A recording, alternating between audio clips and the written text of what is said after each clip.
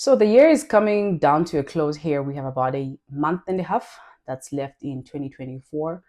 And yeah, before you know it, it's another year already coming through.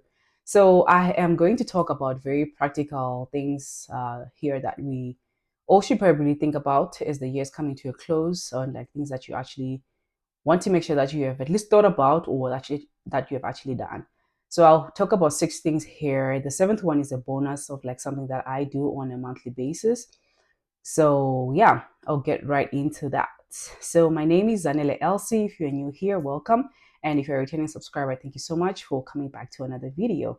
So the first thing here on my list is you want to make sure that you have all your appointments booked in for anything that you need to get done. Let's say for any medical reasons, say you need to go to the dentist, or if you need to get a massage done, physiotherapist, you name it. Just make sure that everything is lined up, because right now, as we're coming into the festive season, these places tend to be booked pretty like early. Like people actually usually book their appointments like on a recurring basis, like every ever so often. They have a certain cadence to it. So if you don't have your appointments booked in, it's going to be very difficult to actually get some work that you need done. So say you actually need to get an x-ray, which you should also just make sure you just get it done anyways, because likely you have been paying for this every month through your employer, like to your insurance company through your employer. So every month they're taking money from you, right? So this is actually your money, but obviously you cannot claim that money unless you actually get some work done, right? So how I check myself, I always go into Manulife, and Manulife is the insurance company that my employer uses. So I go into the application and then I check how much I have as coverage. So I just saw that my massage, I just have two massages that I can do before the end of the year. So I already just scheduled those such that I make sure that I get a spot in. So yeah, this is just something that you can also check, so then like you don't have any money that gets wasted, so to speak, because the benefits that you have, at least for most companies, don't carry over into the next year. So if you actually don't use money, so if you look in your money life and you say, okay, you have like $800 still remaining and you haven't used it, that's actually not going to carry into next year. So find ways actually that you can just use this money by attending, I don't know, a physiotherapy session or a massage. Like most often we think that we don't need these, but actually like it's just really good for you. It's a good time to relax and have some me time. So I would recommend doing that. The second thing here that I have on my list is submit all the claims that you have that are pending. So let's say you have gone to see a chiropractor and they for some reason are not able to direct bill. That is, if you get them the invoice after the services, the invoice, they directly send that to your insurance company. But for whatever reason they're not able to do that, they'll give you a receipt, they'll give you an invoice and ask you to pay for it. So that means that you would have to do it by yourself at home, right? When you actually submit this claim into your insurance company. So make sure that you have done this so that you're not losing any money, because some of the companies will actually not pay any 2024 expenses in 2025. But should it be that they give you like a 6 month grace period from the day that you had the service done, then you should be okay. But there's something to think about. Third thing here is ensure all your subscriptions are up to date. So here I'm mainly talking about, let's say you are licensed in a particular state. Like for myself, I'm licensed, I'm a CPA licensed in the state of Minnesota. So I have to ensure that I have paid all my dues, my professional dues by a certain date, which happens to be December 31st. So if I want to continue maintaining my CA license, my Canadian license, I actually need to make sure that my Minnesota license also from the US is also valid and it's in active status, so that I can also continue to practice here. So you want to just make sure that that is also well taken care of and you're not having to pay any penalty fees for getting on your subscriptions late for whatever license that you have. Fourth here is opening a first home savings account. This is very important, guys, because unlike some of the other tech savings account here in Canada, this one you actually need to have opened the account by the end of the year, such that it continues to accrue the money. So what I mean by this is that you open the account. So if you do not have the 8,000 that they allow for you to put in every year, you can put in whatever that you have, say $50. And then in the next 5 years, when you now actually have enough money, or whichever way, like whatever pattern that you have, then you can actually just put in the money like in credit, so to speak. So if you put in 50 bucks this year, and then you now have the money next year, you're actually able to put in 8,000 for that particular year, that's 2025, and then the remaining from 2024, which would be 7,950. So you actually want to make sure that you've opened the account. So you want to call the bank, so then you can have an appointment with a banking teller, and they will help you out to set this account up. They will ask you obviously a few questions, and then see if you qualify to get a first home savings account set up for you. If you don't want to go to the bank, you can also use brokers. I actually personally know of some people that can help you from the comfort of your home. So if you need help with that as well, do let me know. I can also help you out, connect you with these people that can help you out. This is great. Even if you don't intend to buy a home, you can always transfer this money into an RRSP account, and that way you actually get to save money on taxes, because any money that you put into any of these tax savings account, you're not actually taxed. So that's also a way of actually saving money. So that's something to really consider as the year is coming to a close here. I remember last year I was scrambling to get an appointment. I was very lucky, like at the very last minute I was able to get in.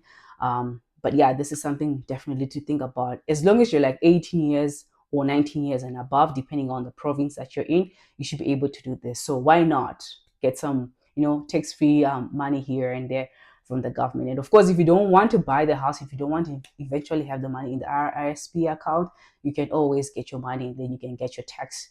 You can get the government to tax you then instead of now. The next thing here that I have on the list is everything Christmas. As you can see from my sweater, I'm really excited. Christmas is like my favorite holiday. So with Christmas, you want to make sure that you have booked your appointments to see Santa. That is, if you celebrate the holiday and if that's something that interests your family. Personally, I enjoy Christmas. I enjoy going to the malls and getting some pictures done. So I'm already going to get my slot at the Deerfoot Mall where there's Santa. We went there last year. Great service from those guys. You can also go to Market Mall or Chinook. I'm sure other malls also here in Calgary will have Santa, so you can go take pictures. It's not that expensive. It's like $15, and then you get your pictures taken, and then you can have some digital copies sent out to you. So something to consider. Or you can always take your own pictures as well. But something really just to think about to keep the memories fresh and alive in your family. And maybe if you want to send out postcards to your family as well, you have some nice pictures that you can send along with.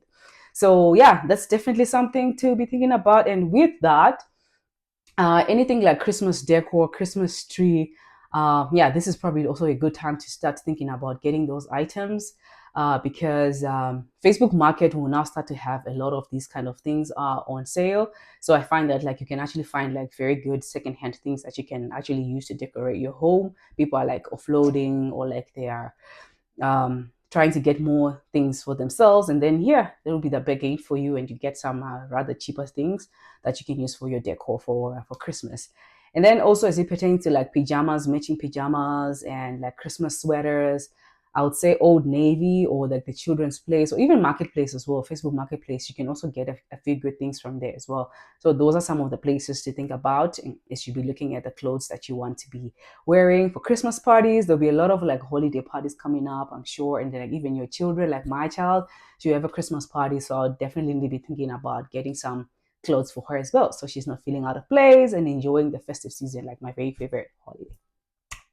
Another place also that you can also get other things is like Shoppers Drug Mart. Like they have good gifts. So like I find they have like a range of perfumes. They have like a range of like little items here and there that you can actually use as gifts. And like you actually get points from doing this. I'm gonna do a separate video actually talking about how I collect points from Shoppers Drug Mart. This is like my ultimate favorite store. I have collected, let's say, about $800 from Shoppers Drug Mart and like other related stores, like other affiliated stores to Shoppers Drug Mart. So this is definitely a place to go, because I mean, you get points as you're actually purchasing, and you're purchasing things that's actually almost the same price as you would purchase it from another like boutique. So why not actually go there when you can actually save a lot more money? So the next thing that I have here is just like the general, like start to plan on your vacations.